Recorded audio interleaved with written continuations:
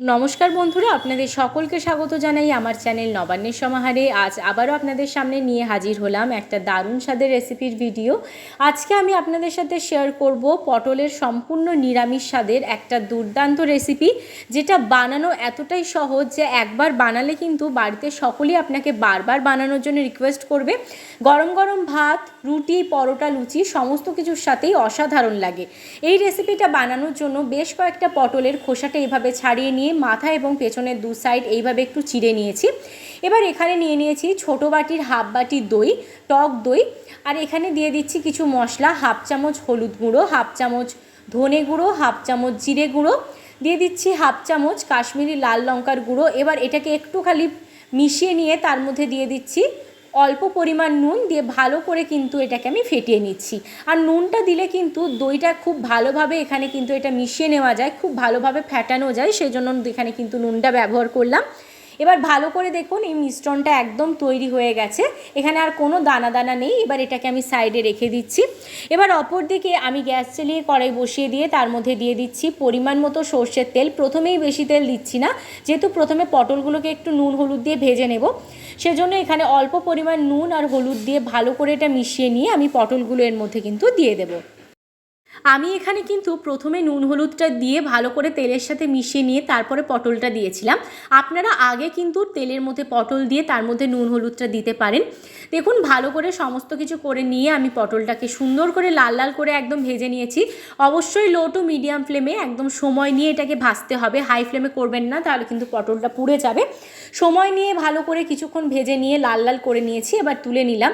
পটলটা ভেজে নেওয়ার পর এতটা তেল কিন্তু রয়েছিল, সেজন্য আরেকটু তেল আমি এর সাথে অ্যাড করে দিলাম। যেহেতু একটু কম তেল রয়েছে, সেজন্য আরেকটু তেল অ্যাড করে এর মধ্যে দিয়ে দিলাম গোটা গরম মশলা, দিয়ে দিলাম একটা শুকনো লঙ্কা, আর দিয়ে দিলাম এখানে কিন্তু হাফ চামচ গোটা জিরে। এবার যে পেস্টটা আমি ব্যবহার করলাম তার মধ্যে ছিল অর্ধেকটা টমেটো, অর্ধেকটা আদা আর কাঁচা লঙ্কা। পেস্টটা দিয়ে দেওয়ার পর বেশ খানিকক্ষণ এটাকে কিন্তু নাড়াচাড়া করে একটু সুন্দর করে কষিয়ে নেব। কষিয়ে নেওয়ার পর দেখুন এখানে কিন্তু আমি ব্যবহার করছি আগে থেকে দইয়ের যে মিশ্রণটা আমি তৈরি করে রেখেছিলাম সেটা। আর দইয়ের মিশ্রণটা দিয়ে দেওয়ার পর যে বাটির মধ্যে আমি তৈরি করেছিলাম দইয়ের মিশ্রণটা, সেই বাটিটা ধুয়ে অল্প জল এর মধ্যে দিয়ে দিলাম। দেখুন কতটা সুন্দরভাবে হয়ে গেছে। এবার বেশ ভালো করে খানিকক্ষণ সময় নিয়ে এটাকে নাড়াচাড়া করতে হবে যতক্ষণ না সাইড থেকে তেল ভেসে ওঠে। আর এদিকে দেখুন বেশ খানিকক্ষণ নাড়াচাড়া করে নেওয়ার পর এখান থেকে কিন্তু সাইড থেকে খুব ভালোভাবে তেল ছেড়ে দিয়েছে। এবার আগে থেকে ভেজে রাখা পটলগুলো কিন্তু এর সাথে আমি মিশিয়ে দিচ্ছি। একটু সময় নিয়ে খুব ভালো করে মেশাবো। যত ভালোভাবে আপনারা এটাকে মেশাবেন বা কষাবেন মশলাটা, তত ভালো কিন্তু রান্নার স্বাদ আসে। আমি বেশ খানিকক্ষণ সময় নিয়ে এইভাবে নাড়াচাড়া করে নিয়ে এটাকে কিন্তু কষিয়ে নিয়েছি। আপনারা যারা এতক্ষণ পর্যন্ত আমার ভিডিওটা একটু স্কিপ না করে দেখেছেন তাদের অসংখ্য ধন্যবাদ। অবশ্যই একটা লাইক করে দেবেন। আর যারা আমার পরিবারের নতুন সদস্য হয়ে আজকের এই রেসিপিটা দেখছেন তারা কিন্তু অবশ্যই সাবস্ক্রাইব করে দিয়ে আমার পাশে থাকবেন। আর অবশ্যই নিজের আত্মীয় স্বজন বন্ধু বান্ধবদের মধ্যে কিন্তু রেসিপিটা ছড়িয়ে দিতে ভুলবেন না। এবার এর মধ্যে আমি খানিকক্ষণ নাড়াচাড়া করে দিয়ে দিলাম এখানে জলটা অবশ্যই পরিমাণ মতো ব্যবহার করেছি এখানে।